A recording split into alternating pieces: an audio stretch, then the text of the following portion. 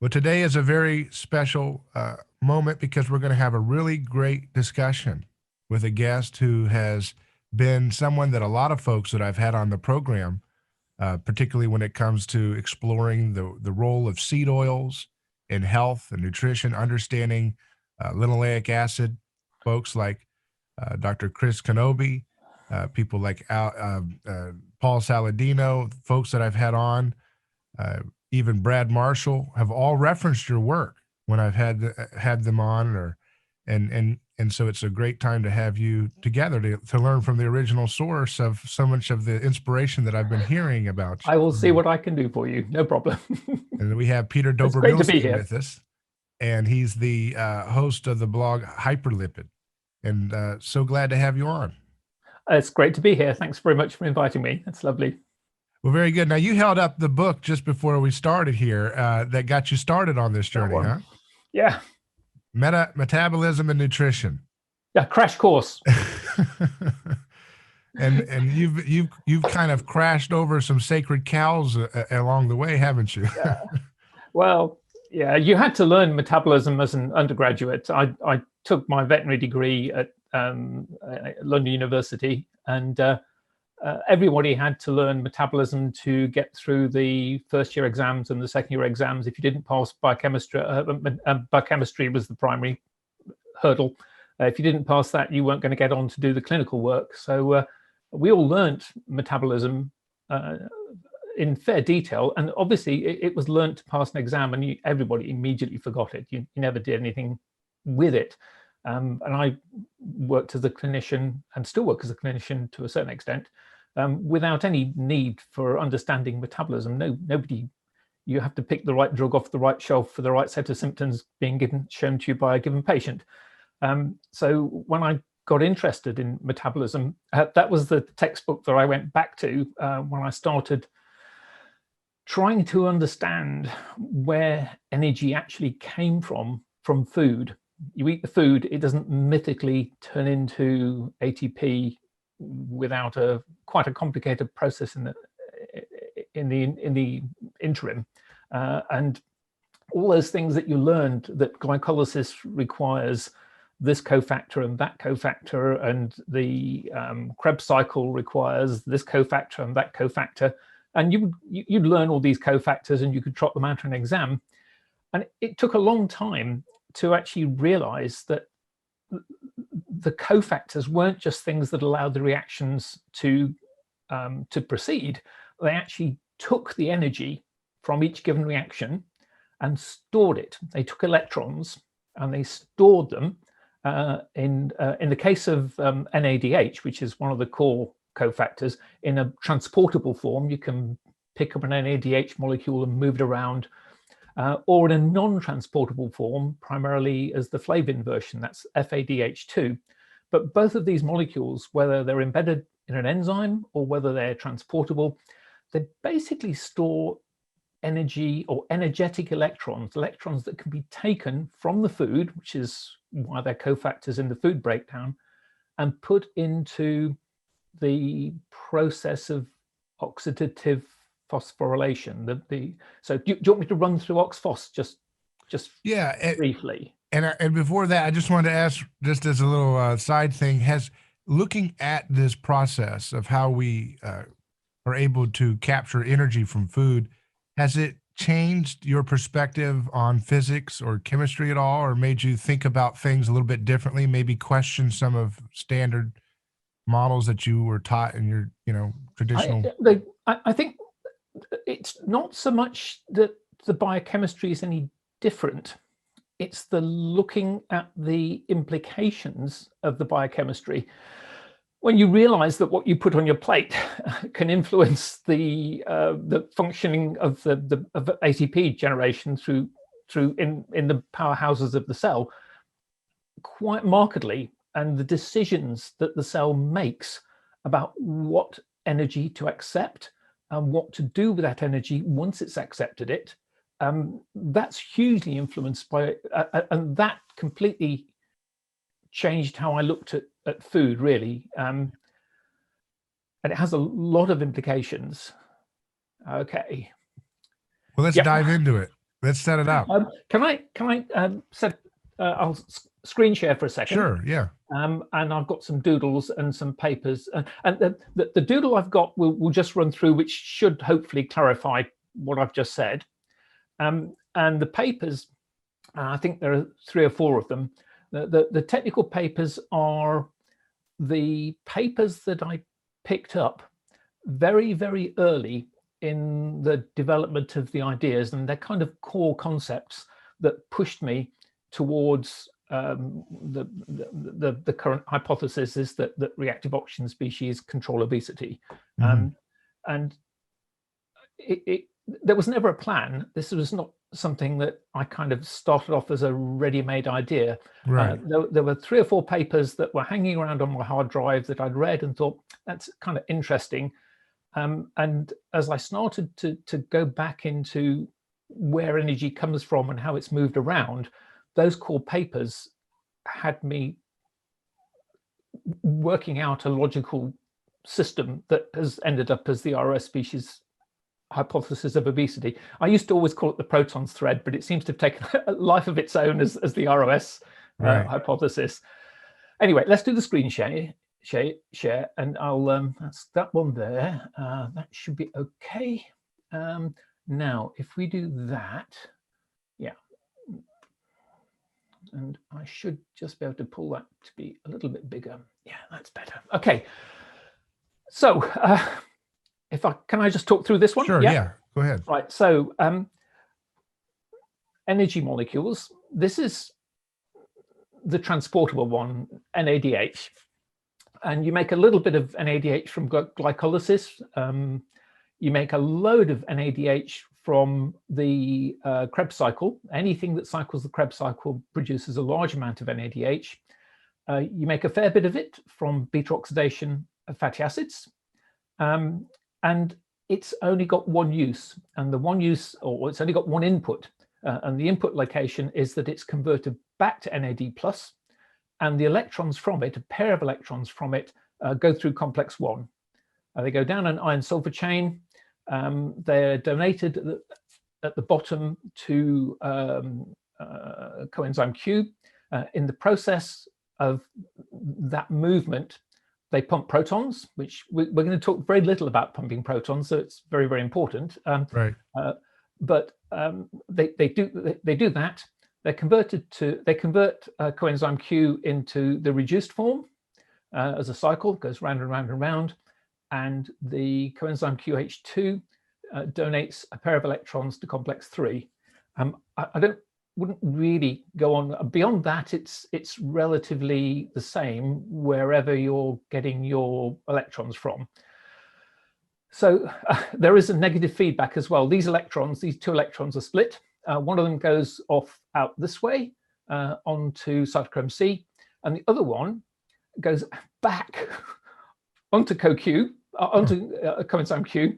And in fact, a pair of them go back. They're kind of part stored, or in fact, complex 3 is a dimer, and they together it feeds back negatively onto the CoQ couple. So there is a negative feedback system. If complex 3 is having trouble handing electrons on, it will hand a certain amount of them backwards as a negative feedback system. We may or may not need to talk about that later. It's to do with what the cell actually wants from a supply of energy. So glycolysis produces NADH. Most other processes developing energy produce NADH, and it's core. The other molecule we talked about briefly was flavin adenine dinucleotide, which is reduced FADH, FADH2, and that's inputted also into the CoQ couple, and it can come from complex 2, and obviously complex 2 is part of the Krebs cycle, so you can't cycle the Krebs cycle, which generates NADH, without generating a certain amount of FADH2 as well. So succinate dehydrogenase, or complex 2, inputs as an FADH into the CoQ couple, which is this one here. Okay. The glycerophosphate shuttle on the outside of this is the inside of the mitochondrion, this is the outside of the mitochondrion, this is the mitochondrial membrane. Okay. The glycerophosphate shuttle is on the outside surface, and it takes cytoplasmic NADH, primarily from glycolysis, but it probably could find it elsewhere. And that also inputs to the CoQ couple. And fatty acids, beta oxidation, they make a 50-50 mixture, depending on the fatty acid, but a roughly 50-50 mixture of NADH and FADH2. So obviously the NADH ends up over here, and the FADH2 is transported by an FADH bound within a protein. You never get free FADH. It's always attached either inside an enzyme or inside a transport protein. So the FADH, essentially, you can think of it as being transported from beta oxidation through this way, but it's actually a slightly more complicated process. And again,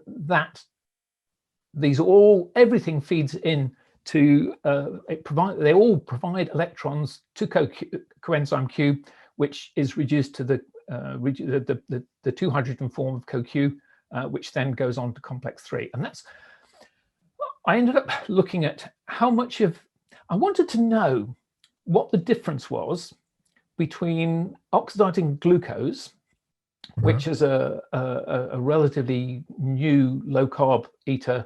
I was very anti-glucose.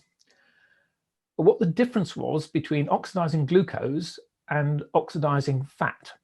And this was why I started delving into this. Where does this come from? Where does this come from? Where does this come from? Where does this come from? And what's the because these are the core energy inputs. And it was really a question of what's the difference between running your metabolism on glucose and running your metabolism on fat. And I was expecting to be able to pull out differences. And obviously I had a huge bias at the time. I was very, very pro-fat. I was eating a near ketogenic diet. I still eat a near ketogenic diet. So I came at this with biases, expecting to find benefits from running your metabolism on fat. Right. And I still hold that view, but it's not that simple. It's definitely not that simple.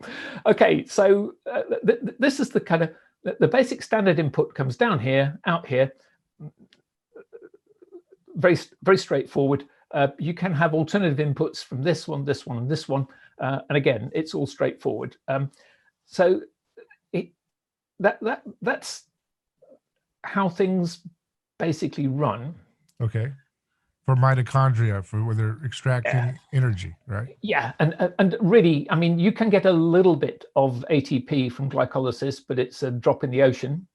It's very, very available, actually. So if you run glycolysis very, very quickly without using the mitochondria, you can actually make a lot of ATP per millisecond or nanosecond compared to this complicated system of oxidative phosphorylation. So if the body wants ATP very, very quickly, glycolysis is very, very useful. You make a little bit of GTP, which is guanosine triphosphate, as part of the Krebs cycle. And GTP is roughly equivalent to ATP. It's kind of interchangeable with ATP. It doesn't get used for many things, but it's energy-wise, it's equivalent to ATP. So you get a bit of ATP from glycolysis, a bit of GTP from the Krebs cycle. Pretty well everything else energy-wise comes down to this molecule and this molecule. Okay. So in terms of, let's leave it at that. I'll take a break from that particular one. And where did we go to? Right. This is another paper that I'd kind of had lying around, and it's a bit esoteric. And this, people have known for a very, very long time that if you supply succinate, which is the driver of complex 2, to a mitochondrial preparation,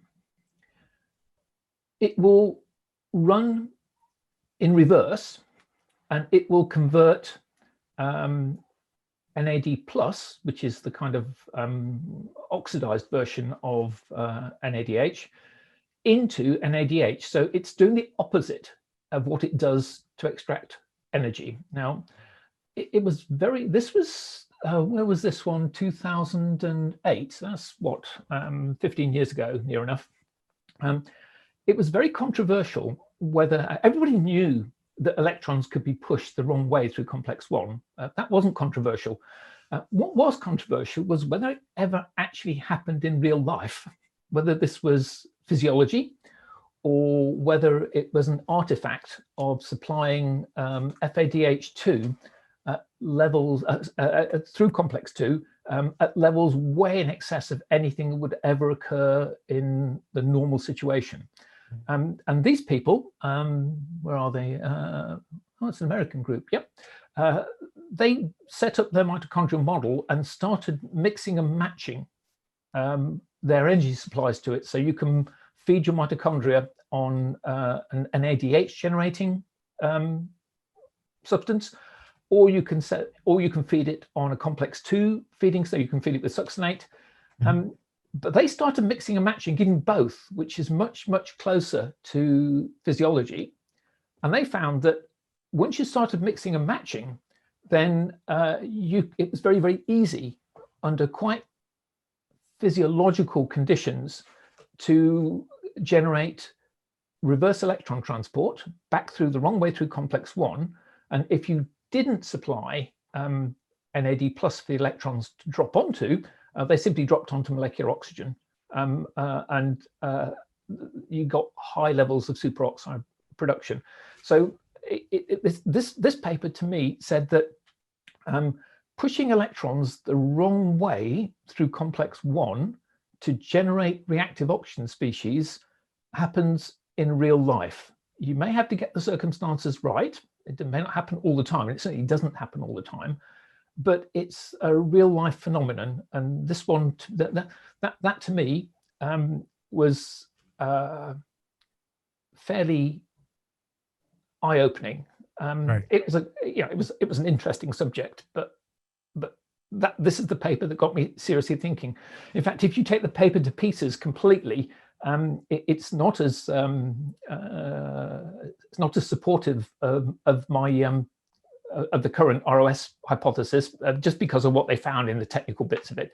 But it set the scene, and other papers have done a much better job of fitting in with my biases. Right. I'm just going to move my screen a bit because the sun has come out, and fine. it's doing horrible things to the lighting. Let's try. Is that any better like that? Yeah, that looks good. Yeah, just there's a very bright patch of sunshine over there, which is obviously shutting the camera down. Okay, so it dawned on me that, and these people were they were manipulating the inputs that I've just been talking about, on the blue bubble diagram. And they were doing it with isolated mitochondria. And you have to understand that isolated mitochondria are a very, very, very long way from real life. Right, yeah. They've been injured and broken and knocked about and torn away from the cytoplasm and lost all. Yeah, they're a model, and you can ask very simple questions about it, but it's not real life. It's a mitochondrial prep. But this was the closest. This said to me then, you could actually be normally generating reactive oxygen species. So that was kind of one of the papers that was lying around. Now the other one that was much, much more exciting, it's this one. Now, a long time ago, I had a number of, well, let's leave it. This paper was sent to me a very, very long time ago by Stefan Guyanet. And I have to say that it's been the biggest insight in terms of trying to work out how metabolism works and how energy flux works. And these people looked at insulin resistance, and they posited, they had this concept that it was always protective. You're not insulin resistant to make yourself ill. You're there, it's there for a reason, and it's there to limit it's there as an antioxidant defense, and by that they mean it's there to limit reactive oxygen species generation to a level which is physiological. Yeah. So if you have a cell and let's say you've just eaten 2,000 calories in a meal. It was a pig out, a great meal. You enjoyed yourself, you ate tons of stuff. During the period of time that meal is being absorbed, your gut is going to be providing your body with a massive, massive surfeit of energy. You absorb 2,000 calories over 2 hours, 3 hours. You're never going to burn that many calories in that period of time. So there's a lot of calories coming into the body. And each cell has to make a decision in terms of whether it accepts those calories or whether it rejects those calories. And in the early postprandial period, as food's starting to be absorbed, if you haven't eaten for 14 hours or something like that, you're hungry, your cells are hungry, they will simply accept calories left, right, and center. They are very insulin sensitive. As the supply of calories in the bloodstream goes up and up and up, there comes a point where if you have fully functioning insulin signaling, you'll have GLUT4 transporters on your cell membrane.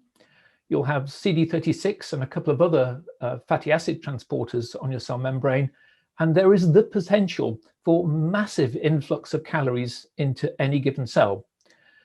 And if you're a muscle cell, or if you're a liver cell, or if you're a skin cell, you have only a certain requirement for calories. And at some point, the cell has to say no. And these people looked at insulin resistance as a way of any individual cell, they're looking at cell basis, not at organism level. But if you supply too many calories to a cell, then the cell will simply say no. And it will say no by resisting the action of insulin. And I don't know whether these people started talking about it. No, there's another paper for that. I'll come back. There's another paper in terms of how you manage to resist insulin. Yeah. So, but the core concept that came out of this paper was that resisting insulin, particularly in the time of peak availability of calories, when there are tons and tons of calories available in the bloodstream, you cannot simply let them all flood into the cell. The insulin has got to be there. It's got to put the calories somewhere. It's going to put them into adipocytes and it's going to put it into hepatocytes. But in general, if you're not a specialized storage cell, at some point you've got to say no to the ingress of calories. And that's likely to happen in the immediate postprandial period. When you've eaten, there are lots of calories available. At some point, any given cell is going to say, enough is enough. I don't need any more calories. Okay, so that was the core concept, is that resisting insulin resists getting too many calories. Like a surge protector or something. Yes, it's that sort of thing. And this I can't remember what year that one was published in. It doesn't tell me there, but again, it's an old paper. Oh, 2009. Again, so that's what, 11 years old. Something like that, maybe 12 years old.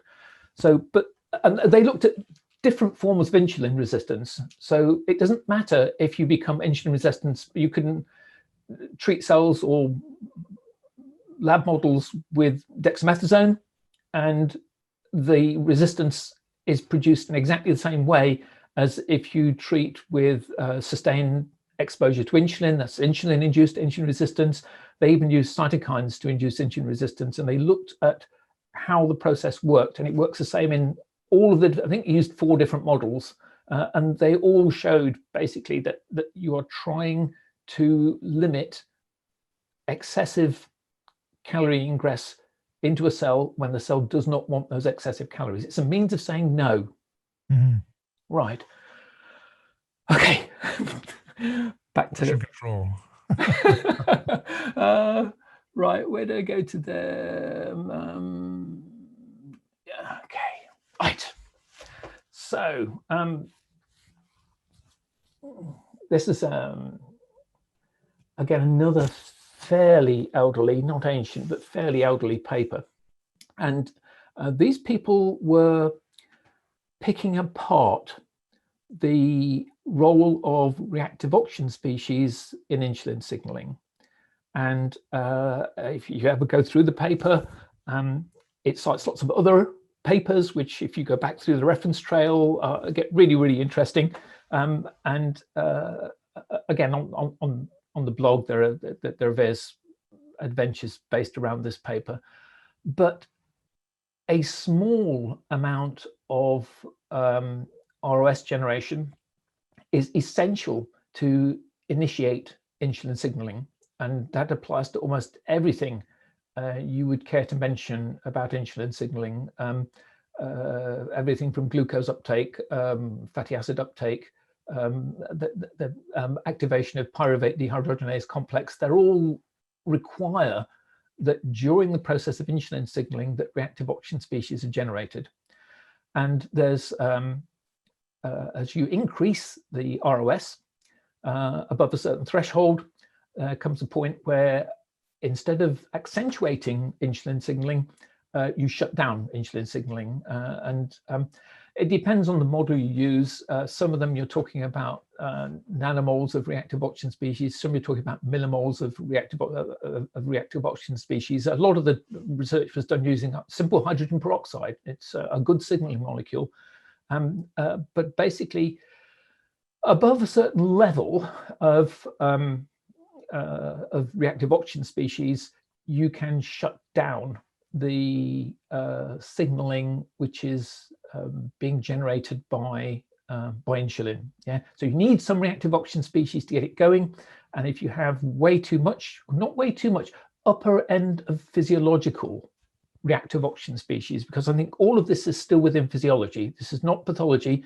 There is nothing wrong with generating ROS. They're signaling molecules. They're very, very important signaling molecules, and they are there at high physiological levels to shut down insulin signaling when you really, really, really want to shut down insulin signaling. That's their job. Okay, so they're messenger molecules, right? That's they're absolutely messenger molecules. Yes, yes. They're I don't know whether I dare sidetrack, but they are the absolute core metabolic signaling molecules. And it's very easy to see how this goes back through large multicellular animals like ourselves. But if you go digging in the research, then it applies to single-celled eukaryotes. Yeah, so this is flagellae and amoebas, and they all use reactive oxygen species to control not so much storage, because these are single-celled organisms. They will have a storage system of sorts, but it's not lipid the way that we have. You can even, if you try, go back as far as bacteria. Bacteria use reactive oxygen species to control growth and division.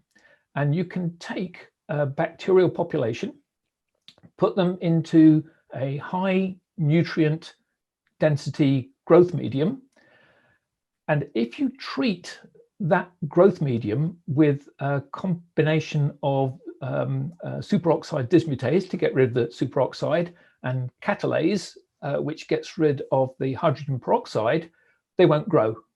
Mm-hmm. You can give them as much food as you like. If you don't provide them with reactive oxygen species, or you don't allow them to generate their own reactive oxygen species, they just won't grow.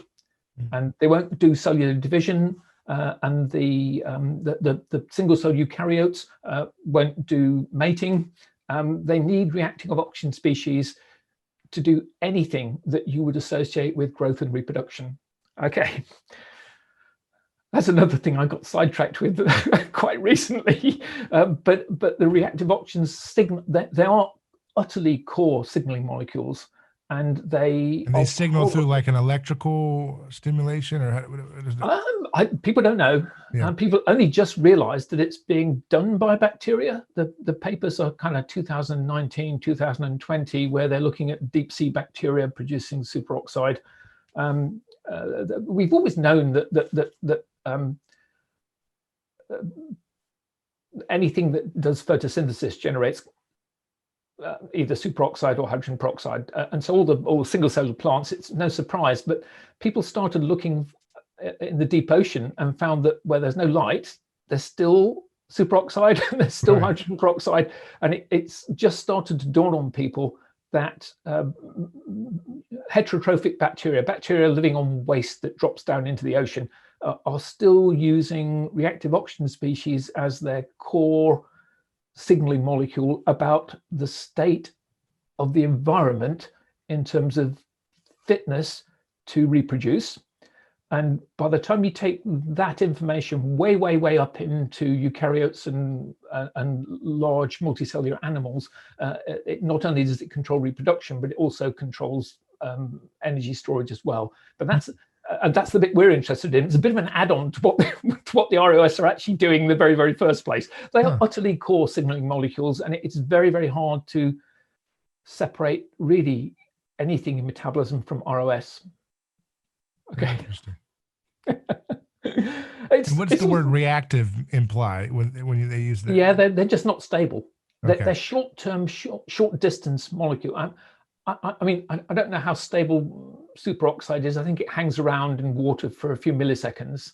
Hydrogen peroxide is much less reactive, and it's more of a medium distance signaling molecule. Okay. So I think hydrogen peroxide will get us from mitochondria to the nucleus if you're in a eukaryote, in a nucleated cell.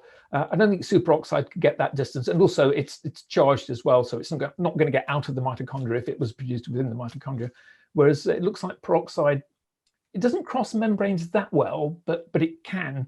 I view peroxide as a medium distance signaling molecule, and superoxide as a very short distance signaling molecule. But it does get converted into hydrogen peroxide, which again, so whatever you're doing, short distance signaling has a medium distance signaling knock-on effect. So these are utterly core signaling molecules, and you can't say anything, you can't think about insulin signaling without you think about reactive oxygen species. That they're utterly inseparable. And loads of other things use ROS as well. As that if you are going to become tolerant to opioids, that's a reactive oxygen species generated system. But we won't really go there. But a huge amount of physiology uses reactive oxygen species. And of course, simple nitric oxide, single nitrogen, single oxygen, endothelial-derived relaxant. It's a reactive oxygen species. It's made down the other end of the electron transport chain to the end I'm interested in. But these are very unstable, very short-distance signaling molecules of massive importance to the physiology, even of higher mammals, probably of bacteria as well. But no, they're very important. They do a lot of things. Okay, right, let's come on to that one. I'm almost finished with my with my papers. We can chat generally then. This is Dave Speier.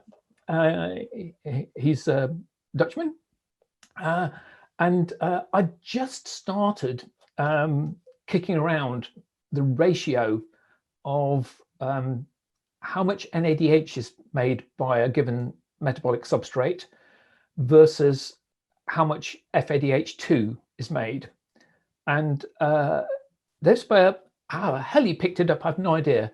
But I think he was lonely because I don't think many other people are thinking along these lines. There are a couple of other groups that are thinking along these lines now, but he emailed me this paper. This is his review article from 2016. Yeah, it's not that long ago, is it? It's only 5 years ago. So he must have just written it when he emailed me. And Dave Speier is interested in evolution, and he's interested in the adaptations that were essential when eukaryotes first formed.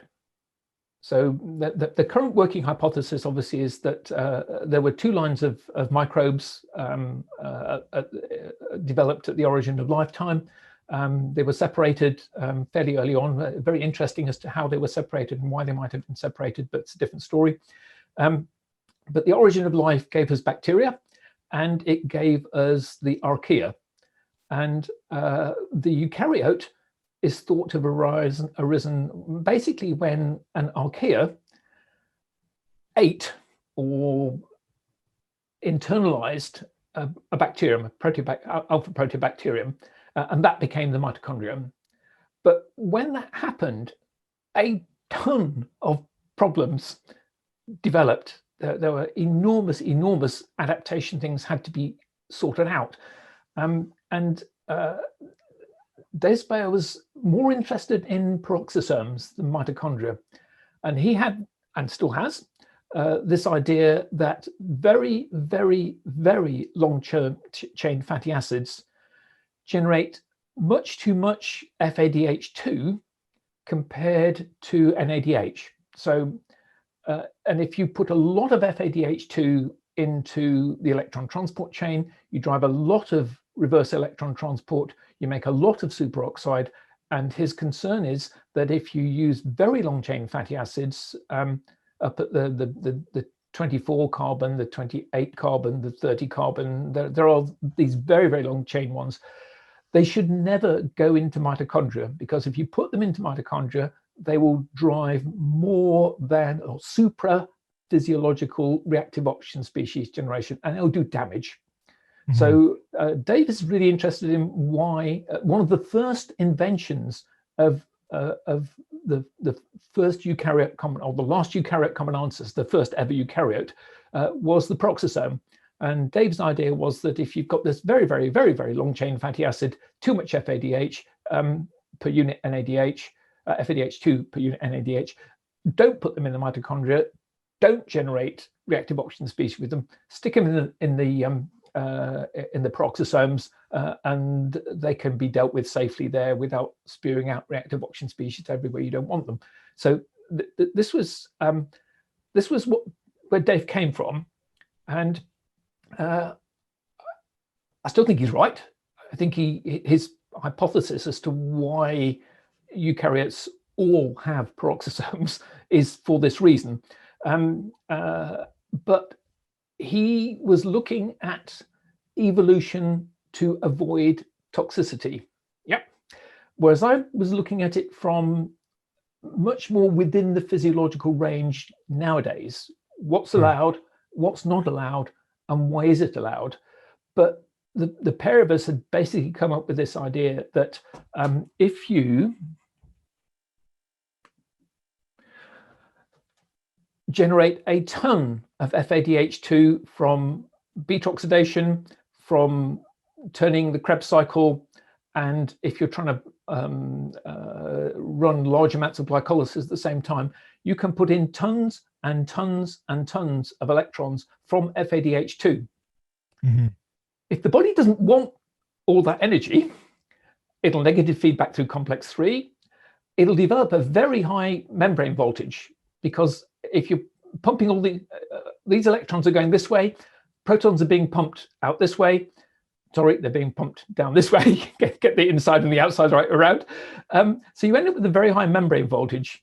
And there comes a point eventually where you put one too many electrons on. It can't go down there. It comes around here and it comes back out this way. If there's tons of this stuff around, it'll just hop onto that.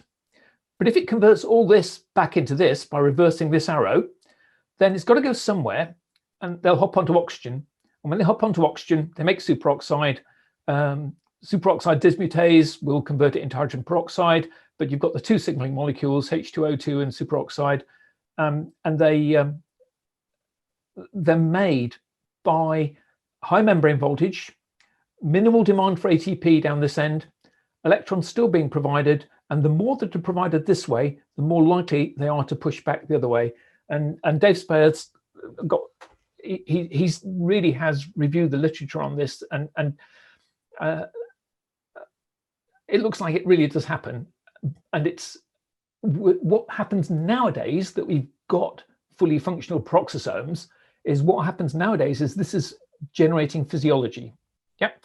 And it's physiological reactive oxygen species. And if you make enough of them, they disable insulin signaling, and that's where your ability to stop accepting calories into a cell comes from. Right. Interesting. We all there? Yeah. What's the difference between saturated fat, monounsaturated fat, and polyunsaturated fat? So Dave never really went in those terms because his primary interest wasn't in signaling, it was in avoiding toxicity. Yeah. So he's really looking at the non-bulk, very long chain fatty acids. He's not looking at flipping between palmitic acid, my favorite one, stearic acid, and or linoleic acid. So he's not kind of down at that level. It's much more of a evolutionary, what do we do to sidestep this problem? Whereas I'm more interested in down this bottom level here. So obviously we'll come and talk now a little bit about beta oxidation, which is what you do with fats. I haven't pulled up all the diagrams. I've got slideshows that just go on and on and on, and I'll just try and explain basically. The first thing is that you get, each time you cycle beta oxidation, it's a 4-step process. Each time you cycle it, you get one NADH and one FADH2, and it's 50-50 ratio, and that's very close to what, well, that's it's very, very close to getting 2 NADHs for every 1 FADH by the time, well, no, I went, when you're just talking about beta oxidation, it's a 50-50 ratio. Okay. If you have a double bond in your fatty acid, then you don't make the FADH2. The first step, which is what generates the FADH2, if there's a double bond coming, the first step becomes very much more complicated. The double bond has to be shifted around. You have to make a trans fat. It has to do several steps, which would have been one step if it was a saturated fat. But the end result is that you don't make the FADH2. So for every double bond, you still make an NADH, because that's the third step of beta oxidation, but you don't make the FADH2. And if you don't make the FADH2, then you still have this input down here. Whoops. Ooh, what did I do there? You still have this input down here. I have a horrible feeling I've clicked something I shouldn't have done there. And you have less input from this one. In fact, you get one less FADH2 for every double bond.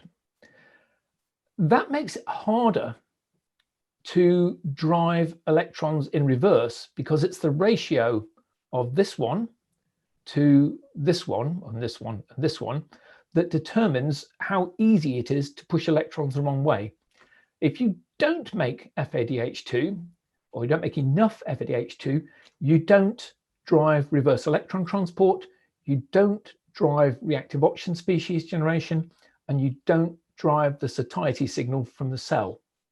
You need to reverse, you need a decent amount of FADH2 to push electrons the wrong way through complex 1, which is where the reactive oxygen species come from. They come from other places as well, but the ones we have control over come from complex 1.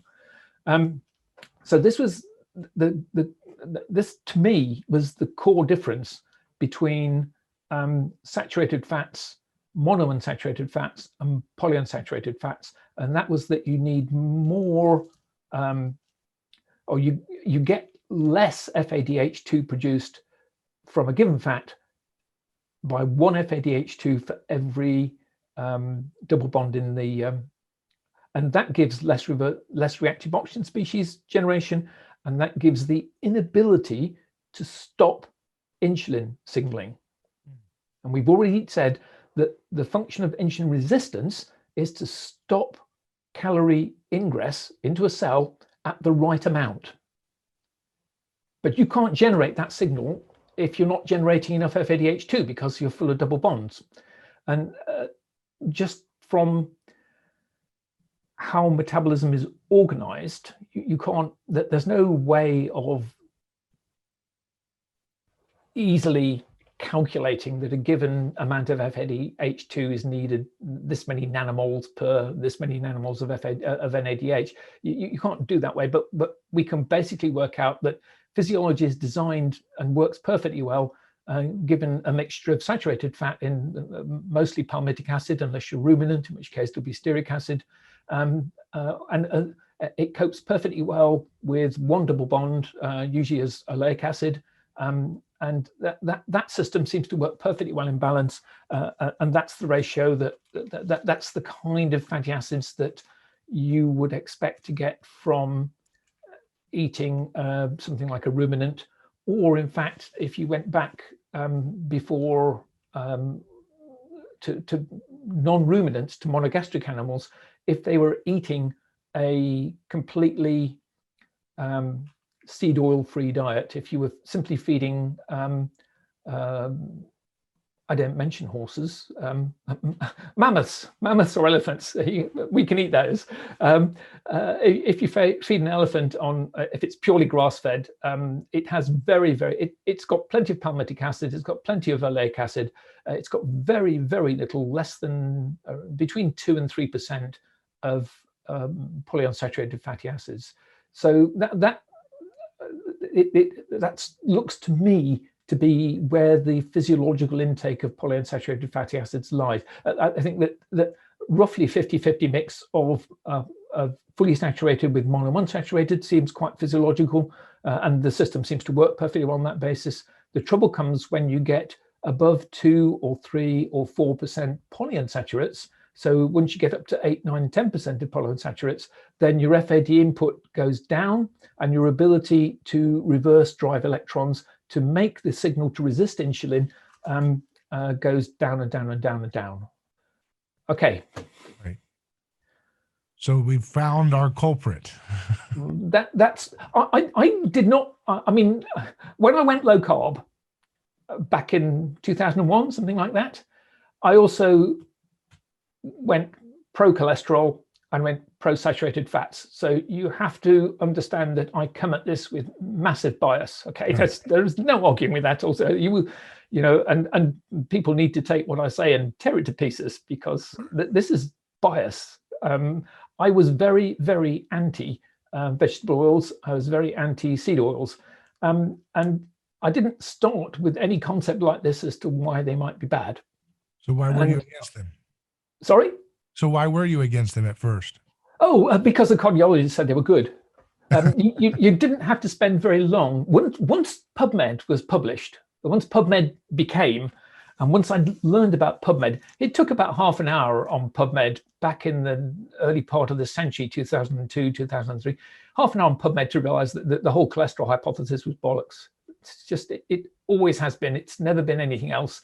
And if you go back and get paper copies of the books written by team members of the original studies who grossly disagreed with the published findings that they were involved in, you came to, it's the level of bias makes me look like an honest angel.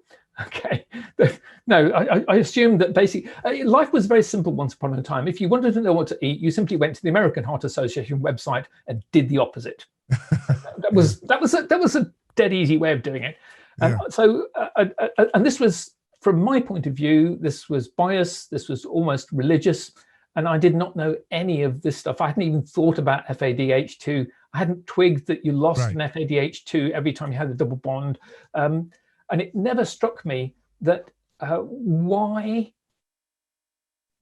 made you get fat? Yeah. So if we bring this slightly back to the real world, and do you want the screen still up, or do you want to? No, we can take that out. Yeah. If I do that, there you go. If I do that, it gets me back onto full screen. Okay, right. Do you want to try and put it into the real world? Yeah, it's a fascinating subject, and I'm trying to keep up with you, but I think we're getting to the place where, so you had a bias against vegetable oils because you had a good intuition, and you also had looked at the literature for the cholesterol hypothesis that it And I wasn't. was unconvinced. You were convinced. Yes, but I had no inkling that the metabolic train wreck of obesity and diabetes might be the direct result of the lipid hypothesis, which and, is. And I had no idea either. I started doing keto in 2004. Yeah. And I knew generally that vegetable oils, I think they're not good for you, but I didn't know that they could be potentially the driver of obesity. So as I'm trying to lose weight, I'm over, sometimes, you get chicken wings and then you dip it in ranch dressing and all that stuff. And you're been like, there, done that. I'm doing great. I'm doing wonderful. Look at you guys. You're still eating your carbs, and it didn't work out, as you can see. Yeah. So it was and again, it depends how strict you are. I think if you're strict enough with your level of ketones, you can get away with polyunsaturates. That there are other issues with them, and I don't know if you've interviewed Tucker Goodrich. No, but I will later this week, actually. Yeah. Good man. Tucker is very, very interested in the direct toxicity of polyunsaturated fatty acids, and I have huge respect for him. He's right. Yep. I'm more interested in the more lower level toxicity, this inability to generate functional physiological reactive oxygen species.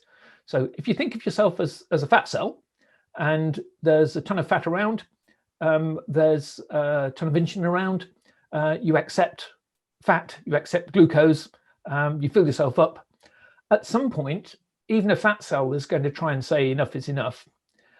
But if it can't generate the reactive oxygen species to shut down insulin signaling, it will generate enough of them to start insulin signaling, to keep it going. But at some point, if you want to stop it getting to be 4 times the size it should be, it needs to say no. And if you're oxidizing lots and lots of double bonds, or a fat with lots and lots of double bonds. And that's the polys, right? That's yeah.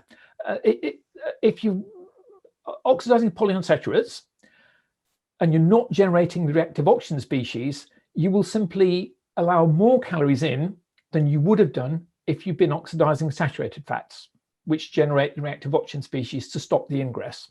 Yeah. So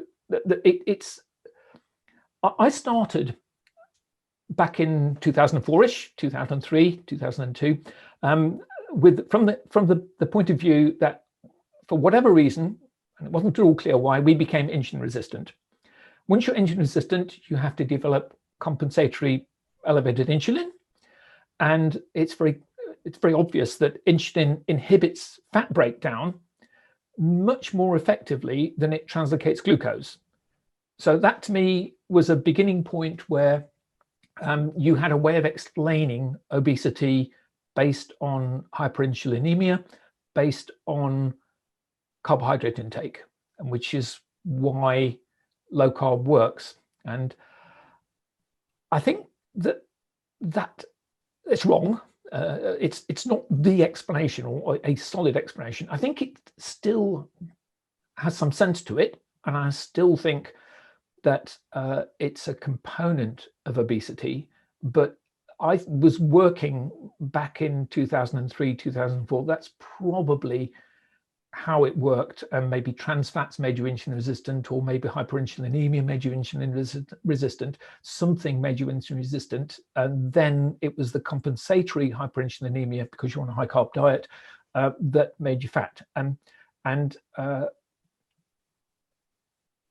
had a bad paper, a very worrying paper, that came from Denmark, Astrup. Astrup's one of the big obesity researchers in Denmark.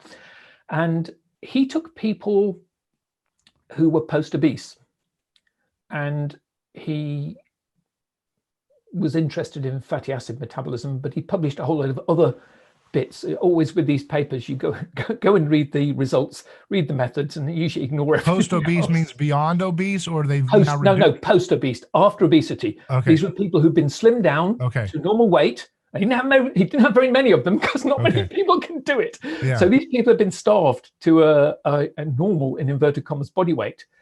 And these people post-obesity were markedly more insulin sensitive than normal people of exactly the same body weight. So the insulin resistance they become insulin resistant as they become obese. That I'll accept completely. It doesn't always happen, but it normally happens. But they post-obesity, they were insulin sensitive. And if you're insulin sensitive, the function of insulin is to store fat. Yep. If you're going to store fat, you're going to get fat again. So these people, compared to a normal person, were more insulin sensitive. They had lower glucose levels, they had lower insulin levels, and provided they starved themselves, they stayed slim. But they can't eat to appetites. How many people can lose 20, 30 kilos on a starvation diet without keto and not put it back on again in a year? Right. It's not something that happens routinely. Right. So and that to me was, maybe you're barking up the wrong tree. And I dread one day I'll have the same thought, or the same eye opener about the ROS hypothesis. Right. It could happen. But I looked at it and thought, so these people who are post-obese and are likely to be pre-obese again because they're going to put the weight back on again, we know that's going to happen, it's completely normal, are more insulin sensitive. And then the penny dropped that, the function of insulin is to store fat. So yeah, the more insulin sensitive people are, the more they're going to store fat. That if you manage to live your life without becoming obese, and you don't become obese, and you don't become don't develop the insulin resistance of obesity, being insulin sensitive looks good. But and of course, you could always argue that the Astrup's paper was that people post-obesity are not normal. Yeah, their adipocytes have been stretched. They're probably leptin insensitive because they've been hyperleptinemic for quite some time, and they're no longer hyperleptinemic. In fact, they're probably hypoleptinemic because they damaged their adipocytes. So but it started me thinking, and relatively recently, found a paper where they took the children of obese parents and they compared them to physiologically identical. These people in their 20s, so these are young people, and they compared them to children of non-obese parents. And the children of obese parents, who are pretty well guaranteed to go on to become obese, had lower glucose levels and lower insulin levels than the normal children. So the children who are destined to become obese are more insulin sensitive, i.e. they learn to use vegetable oil from their parents as opposed to using butter from their parents. I don't think there's any genetics in this at all. I think there's very, very little genetics has anything to do with obesity. But you learn your food habits from your parents, or maybe one group's parents loved McDonald's with potatoes fried in soy oil, but who knows? But the bottom line is the people who were destined to become obese were more insulin sensitive, had lower glucose, lower insulin, and the study was probably 10 years ago. So they could have done a nice follow-on study to find out actually whether they had become obese or not. But I couldn't find that. As far as I know, they didn't actually wait to see what happened. But if both your parents are obese, it's bad news for you staying slim on a long-term basis. So on the other side, though, how come it seems like a lot of people were able to eat lots of seed oils and so forth, and they don't have obesity? What's that all about?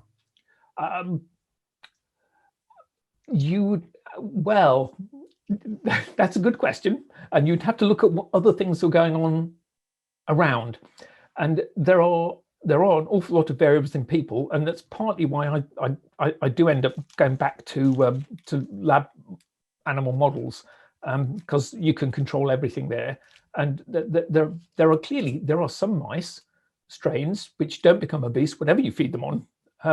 And quite how they manage that is extremely hard to explain. Whereas other strains of mice, you can more or less dial the level of obesity with the level of polyunsaturates. And I don't have all the answers, so there are some slim people around at the moment, and whether that is genetics, whether that is accidental diet choices, whether that is voluntary self-starvation, or whether these people are bulimic and making themselves throw up after every meal, there are too many things to try and pin down to a basic underlying piece of physiology, which is what I'm trying to do all the time. Right. Okay. And again, I brought those 4 papers up, or 3 papers up at the start, because if people want to go back and look at them, then they can go and look them up. But I couldn't bring all of them up. So, and again, the story goes on from there in terms of, there was another quite recent study where they were looking at the generation of inflammatory mediators from increase that happened in human volunteers when they voluntarily consumed more. They were given, I think, 30 mils of vegetable oil on top of their normal diet to eat per day. And who developed elevated inflammatory markers and who didn't was genetically determined. So you can go back and say, well, yeah, there is a genetic component. But they fed the linoleic acid as a food supplement to all of the people in the study. They then split them up into which people had the highest linoleic acid in their plasma phospholipids, and which had the medium and which had the lowest. And they found quite a clear relationship that the higher the linoleic acid concentration in your lipids, the more insulin sensitive you became within 30 days of the period of the trial. And they also noted that over the 30 days of the trial, that there was an increased calorie intake. Now, they didn't divide that up into tetrials of high linoleic acid and low linoleic acid. They just reported for the group. And the group were, I think, eating about 300 kilocalories per day extra. And they gained no appreciable weight over the 30 days of the study. But if you convert 300 kilocalories, if you assume incorrectly that they could be directly converted into fat, what's that going to be in terms of grams of fat? 30, 40, something like that. Mm-hmm. It's not going to be many grams of fat. And if you are generous and say it's 50 grams of fat per day, then you're not going to notice 50 grams of fat per day. You're not going to notice it over a 30-day period. And there was no obvious difference in the measured body weights, and you can measure body weights very accurately. But if you were to hypothesize that 50 gram per day were to continue for a year, it comes up to about a kilo. And gaining a kilo a year for 30 years, it's probably not going to do your waistline any good at all. Yeah. And that was an intervention study done on people that showed increased calorie intake, non-significant. Yeah. Though actually the calorie intake was statistically significant, but the body weight change wasn't significant. Again, explain that one if you like to, with a calorie in, calorie out hypothesis. But they were more insulin sensitive, so they're basically storing more fat. And that to me says that this was going to be a long-term, that's from 30 grams a day of vegetable oil supplemented into the diet. So I maintain that insulin sensitivity, if you use it, is going to make you fat. Insulin sensitivity, if you keep your insulin levels low all the time, is not going to make you fat, because you need insulin to be overactive. And again, I came into low carb through Bob Atkins, and his whole working hypothesis was that you drop the level of insulin, and dropping the level of insulin allowed you access to your fat tissue and you lost weight. And I still think that is right. I still think it works that's how low carbing works. But I think if you are looking at ultra low fat, and there is no arguing that ultra low fat can work as well, then you can't explain that in those terms. Right. And to me, the ultra low fat people are either accidentally or deliberately restricting polyunsaturated fatty acids. And if you do that, there is a system for resisting insulin, obviously based on saturated fats, which is the whole ROS hypothesis, but you can generate a similar resistance to calorie ingress if you use the glycerophosphate shuttle, which makes glucose behave like a saturated fat in terms of its FADH2 input. Normally, when you oxidize glucose throughout the whole oxidative phosphorylation, it doesn't generate very much reactive oxygen species because it doesn't make very much FADH2. It mostly makes NADH. So there's no drive for reverse electron transport. But if you divert a certain amount of glucose through the glycerophosphate shuttle, then that's inputting FADH2, and the more that goes through the glycerophosphate shuttle, the better able to resist insulin you are when your cells become full. And there's no, I see no problem with that. I can see that ketogenic diets are working on a completely different principle to ultra low fat diets.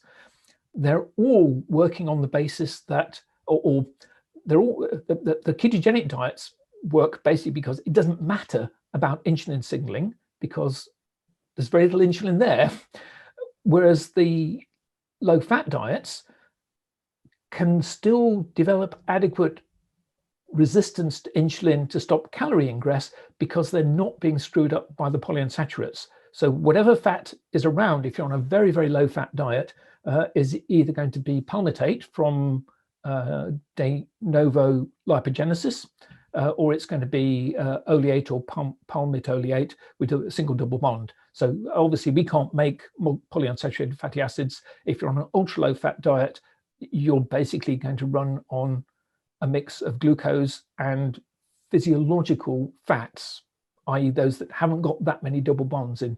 And running the metabolism on glucose, on starch, has its own ways of resisting caloric ingress. I think they're primarily generated by the glycerophosphate shuttle. I'm way open to ideas if everyone can come up with any other way that they do it. The kind of physiology is not as clear cut as for the saturated fats, but as far as I can tell, that's the way that the ultra low fat diets are working, because they clearly do work, and they control appetite and they control cell caloric ingress. And there has to be a technique. And but it seems anecdotally that people say the low fat diets are harder to stay on. Is that? Well, yeah. I mean, I don't think they're in any way physiological for human beings. I'm sure they're hard to stay on, but there's no arguing the fact that they were. And even, I mean, I know Kevin Hall's got fairly reasonable quality ultra low fat diets on the go, but people have done low fat diets, the complete trashiest low fat diet you can imagine, and have claims that they work. And you either have to decide that they're just making up their data, and you can accept that for one or two studies, particularly if it's a single author study, but you can't accept it across the board.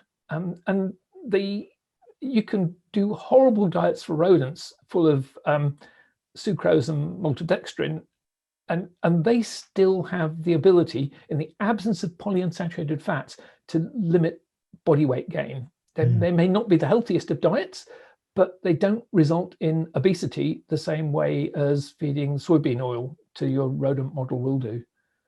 There are different techniques. And the other thing I've heard is people who are on mixed diets, including fair chunks of polyunsaturates, but don't become obese. And the particular person that I found very fascinating was a gym rat. This was somebody who's extremely athletic and extremely keen on time spent in the gym, which is fair enough, and there's nothing wrong with that.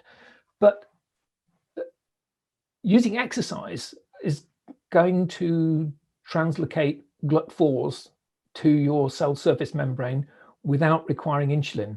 So you can, using exercise, lower blood glucose levels without having to secrete insulin. And if you're not, the less you use insulin, the less polyunsaturated fatty acids matter. It's when you're in a situation where you should resist insulin that the polyunsaturated fatty acids stop you doing it. So mixed diets, the particularly mixed diets, I think, is where the problems come from with the polyunsaturates. Very, very low carb, they're less of an issue because insulin is chronically low. Very, very low fat, or automatically low polyunsaturated fatty acid diets. If people have other ideas, I'm all ears as to. What about like eating high carb or medium carb with high animal fats? Is that a healthy thing, or does probably okay? It's probably okay. I don't see why it shouldn't be. Again, if you are basically running on a combination of saturated and monounsaturated, let's stick with ruminant fat because ruminant fat is much less of an issue. It's much less controlled by the diet. You know, if you feed a pig on polyunsaturates, your bacon's going to be full of polyunsaturates, and you can do that to a certain extent with ruminants, but not like you can do it with a pig or a chicken. So, I mean, if that's, nothing ever runs on pure fat and pure carbohydrate. It just doesn't. There's always a mix going on, and it's when that mix is the whole of the mixture that's going through the electron transport chain is being assessed and integrated in the CoQ couple. That's where everything from the front end of the electron transport chain, it all drops onto the CoQ couple, and it will be assessing how much saturated fat, drive reverse electron transport, how much monounsaturated, don't bother, how much NADH, pure NADH from glycolysis and from glucose being put through the Krebs cycle. It will look at that. And it will also look at how much glucose, instead of inputting NADH, is actually inputting FADH using the glycerophosphate shuttle. All of those numbers all the time will be it's like a computer chip that's assessing the state of metabolism in the cell. And when it's decided there's too much coming through, then it will cause insulin reverse electron transport and stop any more calories coming in. But of course, in that mix, you've got a certain proportion of polyunsaturated fats. And as that proportion goes up, it screws up the whole assessment. Or the assessment will still go on, but the stop signal can't be formed because there's not enough FADH input to drive the reactive oxygen species to shut down insulin signaling. And I think it's worst under mixed diet conditions. But if you stick with fully saturated and monounsaturated fats, the system should self-balance. So the whole ROS hypothesis is very anti-low carb. Yeah, it's. I looked at it for an explanation for obesity, and it says that you don't need to low carb if you weren't in an environment saturated with polyunsaturated fatty acids. Once you have been saturated, whether and how much you can unsaturate yourself is a very, very interesting question, and how long it might take is a very interesting question. And you've only got to look at Kevin Hall's studies, and the rate of fat loss can kick in very, very fast if you go ultra low fat. But you have to translate that as ultra low polyunsaturated fat. So why do you continue yourself to? There's too many signaling. There are too many signaling pathways that I'd really rather not activate. So again, there. Is that outside of the question of obesity that you're doing? Yeah, absolutely. Yes, okay. Yes. It's nothing to do with obesity. And every now and again, I kind of experiment with. At the moment, I'm 98% carnivore, something like that, and I'm very high fat carnivore. and I did it as an experiment a couple of years ago. And have you heard the term the Carnivore Trap? No, the trap. The trap, yeah. People go carnivore for 3 weeks out of curiosity, and they can't get out of it. Yeah, I can see that. I've had Stuff improves. Arthritis in my fingers it's gone. it's okay. gone. So may I check? So what you're suggesting is perhaps low carb can help with other things outside of the narrow question of obesity. That's what is that why you're staying with it, or am I? Yes, basically, yeah. I mean, I've never been obese. Right, I think okay. my maximum ever body weight was 68. So people might say to you, man, you're kind of a masochist. Why don't you enjoy some pasta with your beautiful beef? You know, been there, done that, felt crap. Right. Okay. Yeah. Yes. Absolutely. So it's beyond. It's so when we get into the question of why you stay in low carb, it's because there's other benefits to it besides just not being obese and staying away from. Yes, and there are benefits to not eating plants. And again, I wouldn't in any way suggest that people should routinely automatically avoid plants. If you can get on with them and you like them, feel free. And every now and again, I will go and have a day or 2 days of just seeing whether it's going to make my fingers stiff or my back stiff, or my gums bleed or whatever. There were a number of relatively subtle benefits when I did 3-4 weeks of carnivore that I found it very hard to go back. Right. And I do go back occasionally, and I experiment and I play, and I've reintroduced a form of coffee as well, which is probably a bad thing to do, but you know, I get neurotoxins, right? Yeah, bring on the neurotoxins. Well, I'm an anesthetist. I do neurotoxins. So there you go. There are benefits other, and the again, you go back. I can't remember his name now. The name will come to me in a moment. If you can reduce insulin signaling in a lab rat, you postpone death. You don't do much for maximum lifespan, but you postpone death, and there is reasonable evidence you postpone illness. So I'm quite old. I've got young kids, and I don't have the privilege of getting old quick. I have some requirement to be around for the next few years in a functional state. So, and this, with what I've read over the years, I think what I'm doing at the moment is probably well, you can talk to Tucker anyway about putting polyunsaturates into your mitochondrial membranes. But ultimately, I think both of us would say that low carbing in terms of obesity might be essential if you have been broken by the cardiologists. But if you're not, if you're starting from scratch, you ought to be able to eat a mixed diet, provided you base it on non-polyunsaturated fatty acid-based animal fats. But if you want the anti-aging, I think you got to do the carnivore. It's fairly well, you don't have to go carnivore, but it's fairly convincing that low insulin exposure is a good thing. It doesn't make a big difference. The big prize winners for longevity in rodent models all have growth hormone signaling disabled. Mm-hmm. So I'm very curious that ILGF-1 might be very, very important for aging. And obviously, growth hormone will not generate ILGF-1 in your liver if insulin levels are low. So if you're ketogenic, you've got very low insulin levels, ILGF-1 levels are low as well.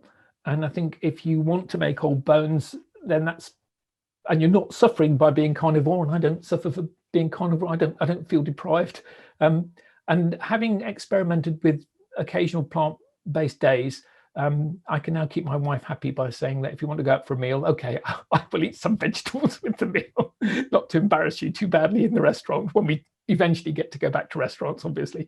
But I think looking at that signaling pathway, coupled with the fact that I find low carbing and mildly ketogenic eating extremely easy personally, then I'm likely to stick with something like this on a long-term basis. Right. And dropping the plants and having my finger, because my dad, decades and decades years ago when he was still alive,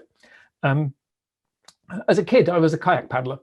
I did marathon racing, and we paddled right through the winter, chipped the ice off the boats, and I would come back home with frozen fingers, and he would go on at me about how I was going to get arthritis in my fingers. With hindsight, that said to me that he had arthritis. I could just see it was going to come out in me. And I developed not bad arthritis, but slightly niggly finger stiffness. There were certain maneuvers that I could do while chopping vegetables, of all things, that would lock my index finger, and I'd have to click it back into place, and it was ouch for a second. And I noticed occasionally as a surgeon when I was operating that certain maneuvers with the needle holders or the forceps would be uncomfortable. Oh, so we got cats coming into the room. There might be cats coming across the computer in a moment. Hello, Hermione. And it just went.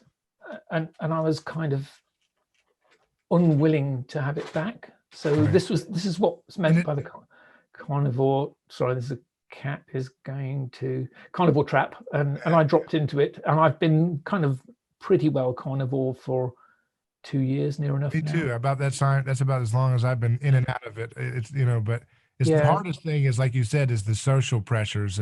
Yes. And it's got to the point now where I've done it for 2 years, and I think I can. My one experience of drinking ordinary coffee was it takes about 2 weeks for my low back arthritis, the back pain, to kick in with vengeance. So to go for the occasional coffee and just have an ordinary coffee, I would consider doing as an occasional thing if it was out on a social basis. Sort of.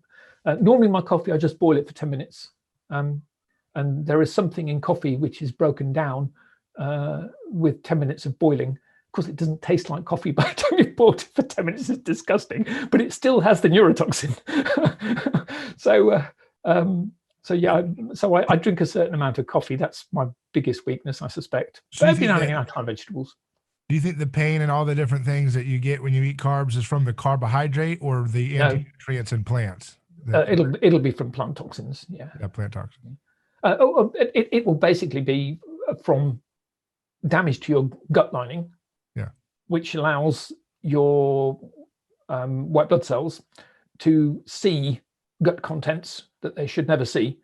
And these are foreign, they'll make antibodies to them, and you get inflammatory problems in the gut. But if you make an antibody to a bit of gut content that locks onto normal tissues, it will label those normal tissues as foreign. And the classic one is if you are positive genetically for human leukocyte antigen B27, HLA-B27, if you eat starch, there's a bacterium that makes an enzyme to break down the starch in your gut, and the enzyme is called pullulonase, and the bacterium is called Klebsiella. If you make antibodies to that enzyme that the Klebsiella is making, those antibodies lock onto one of the collagen subtypes in your spine, and it labels your spine as foreign, and your immune system will then attack your spine, and that's ankylosing spondylitis. It's very, very heavily tied to having the HLA-B27 marker on your white blood cells. And it was the first ever disease to be tied to a single gene marker back in the early 1970s. Alan Ebringer, Professor Emeritus at King's College of Immunology, did all the work on it. And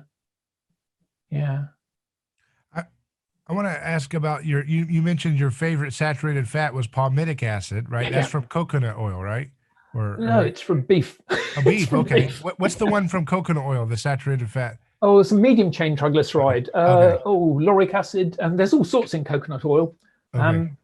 But no, palmitic acid is but it's the primary fatty acid of beef.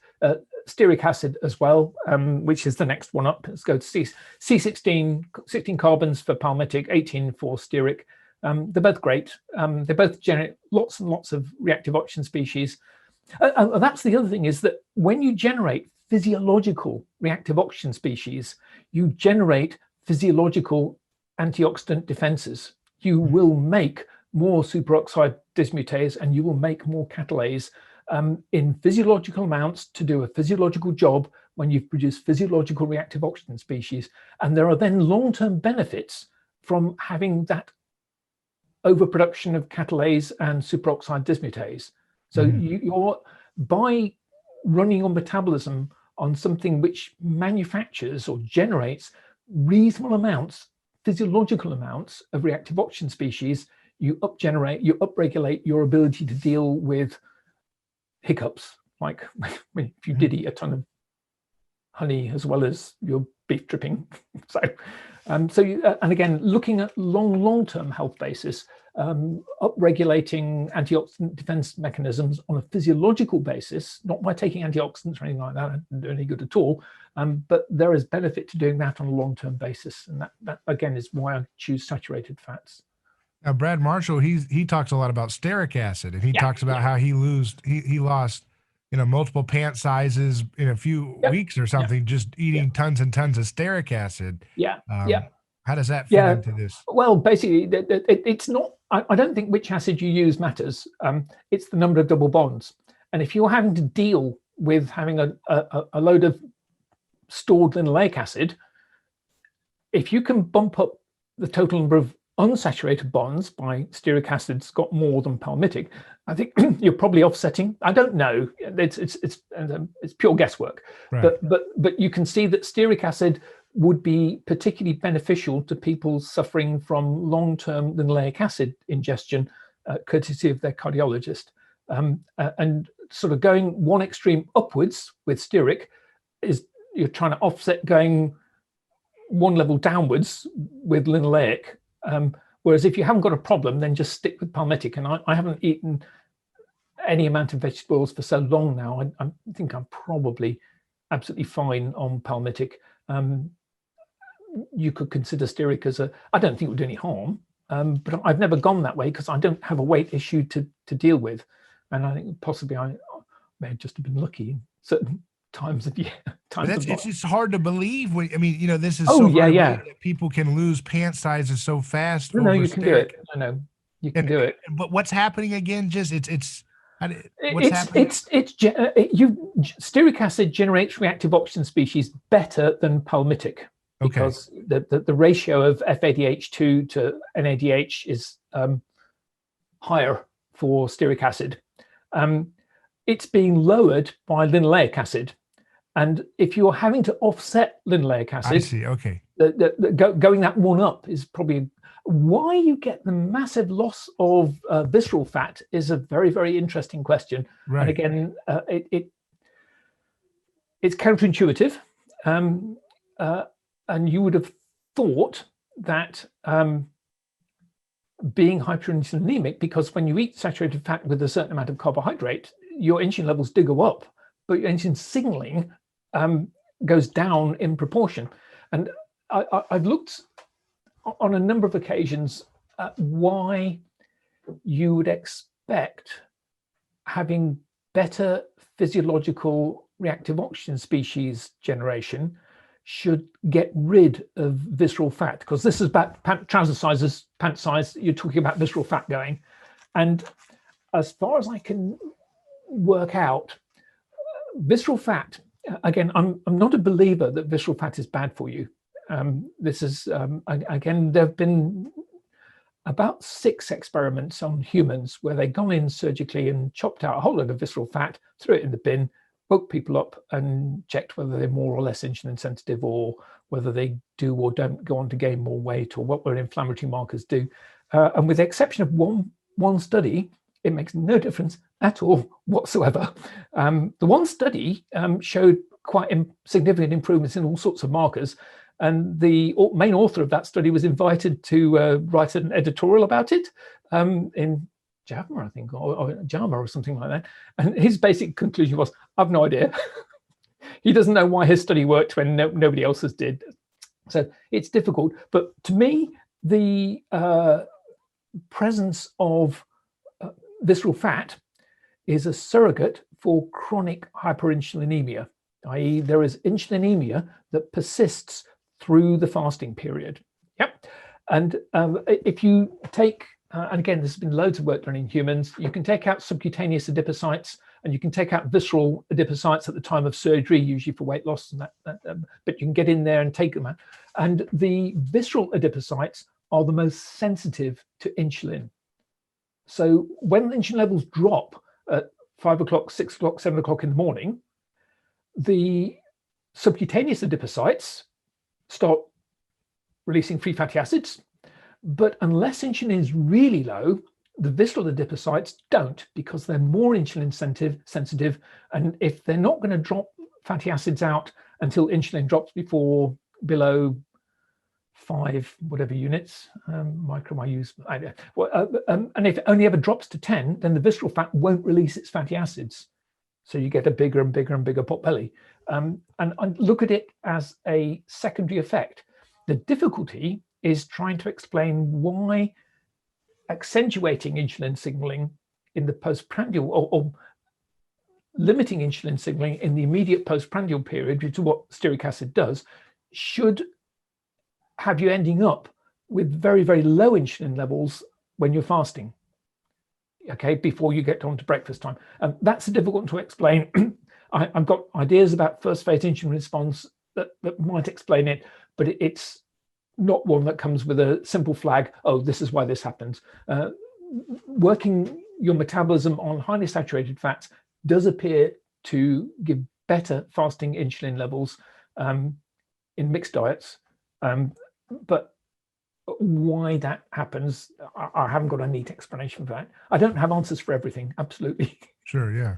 What do you think is the best course of action for most of us who have been eating, you know, and exposed to these polyunsaturated I think you can't argue with it that ketogenic dieting just simply sidesteps it. It sidesteps it within days, and you get a long way to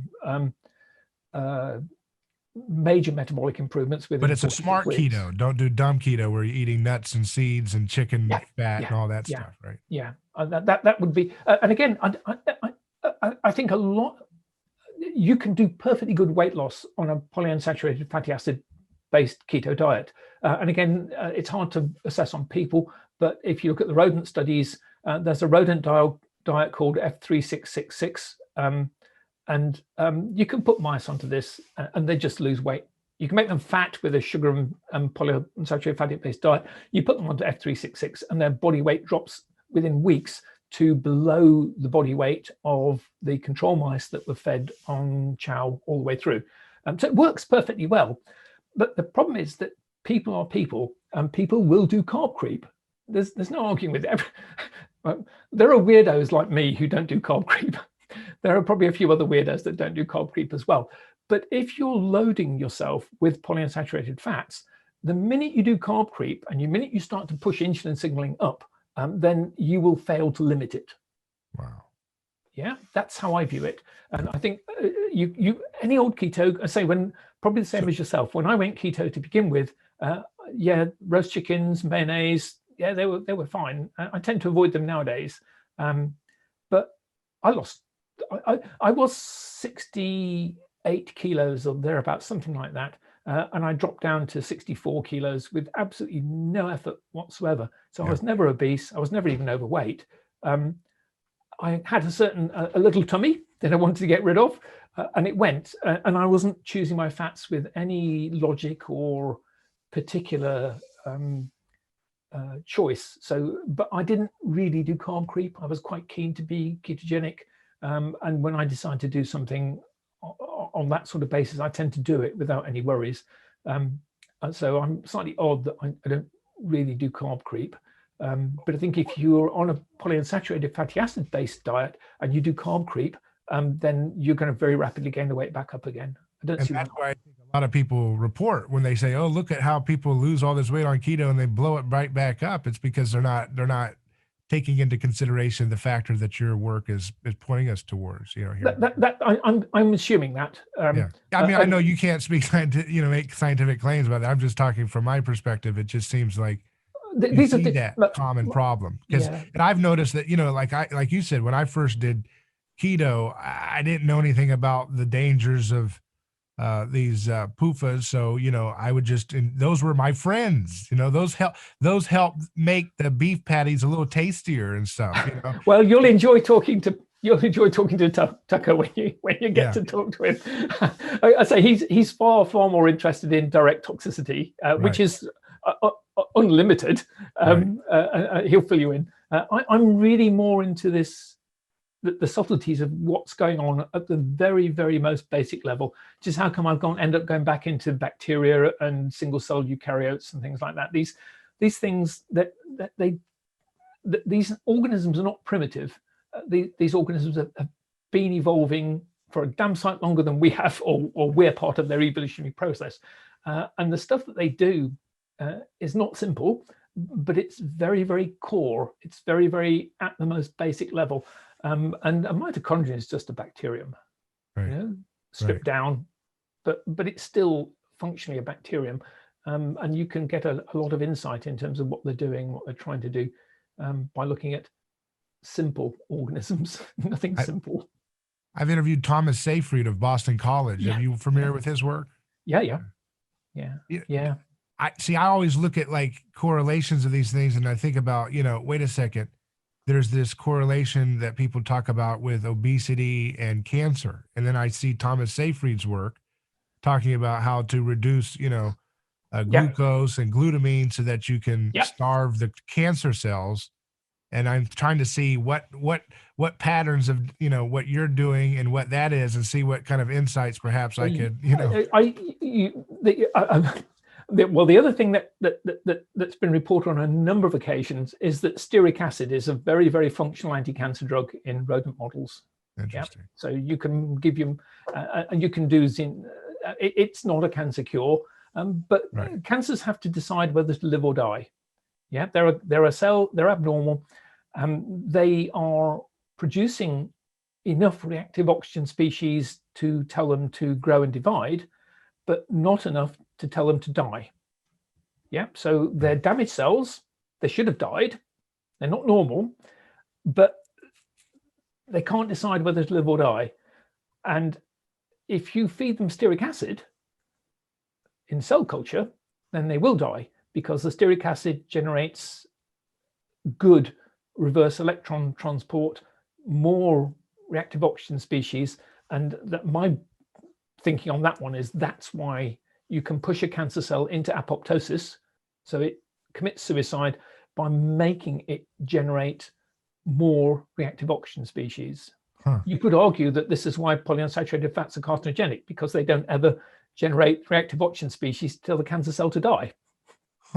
You could argue that. I have no idea whether that's true.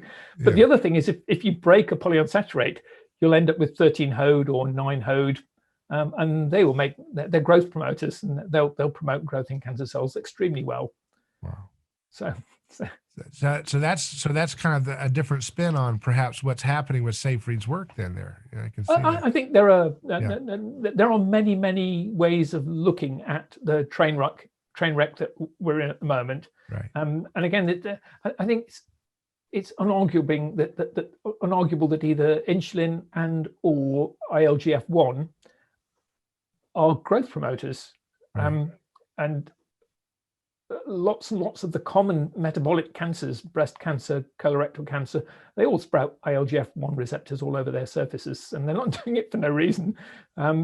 So again, I look at what's happening signaling wise, and again, the best I can see is keep your polyunsaturates down, keep your saturates up, and try never to be hyperglycemic or hyperinsulinemic any more than you need to be to deal with the protein you've eaten.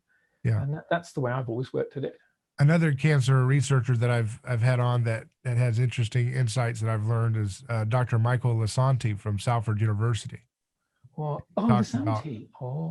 He does work on on cancer stem cells using doxycycline and azithromycin, you know. Okay, now I've not come across that work, Yeah. but no, that's interesting. No, right. No.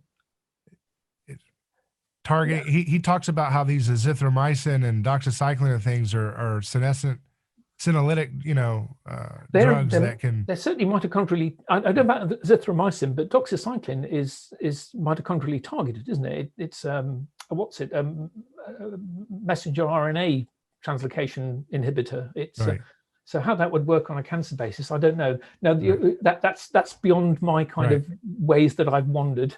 Yeah. Yeah. No, we all have our own places that we end up going to. Right. No, not come across that one. I just think it's interesting to see, you know, to see how different people's research might have insights that you wouldn't expect to be connected. Well, I've read a lot of Siegfried's stuff and listened to him talk, and I've got a lot of time for him, and I have my own ways of looking at things, and I think there's more than one way of viewing a metabolic train wreck. Right. Right. Well, very interesting. Well, hey, you know, it's been a fascinating discussion, and I think you've provided a lot of food for thought for all of us. And I hope that in this time when folks are, you know, this worldwide pandemic where everybody's locked down, I really hope that people can start to really take some of these ideas seriously. And it doesn't mean, again, that you have, you know, the final answer, but like you said, you want to have people challenge it, but at least wrestle with these questions. As you know, when you think about the comorbidities that are associated with lethal cases of this new virus, you think about how important it might be for folks to take nutritional changes seriously as a major point of health transformation. You know, when the whole pandemic started, it never even crossed my mind that I'd get ill with it. It's, you know, these people that are dying have a median age of 82, and I'm not 82. I'm not morbidly obese, and I'm not a type 2 diabetic. And I remember right at the very start, telling my line manager at work that if I die of COVID, you can carve on as my epitaph on my gravestone. He never expected to even catch it. Right. Which would have served me right. And it still might serve me right. It still might serve me right. Yes. Yeah.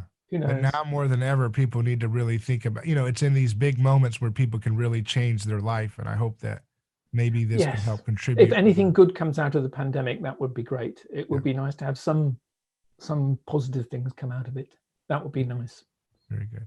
Well, thanks again, sir. It's been a pleasure talking with you. No, you're very welcome. I'll go and get my children fed. Okay. All the best. Take care. It's been great chatting. Thank you. Bye.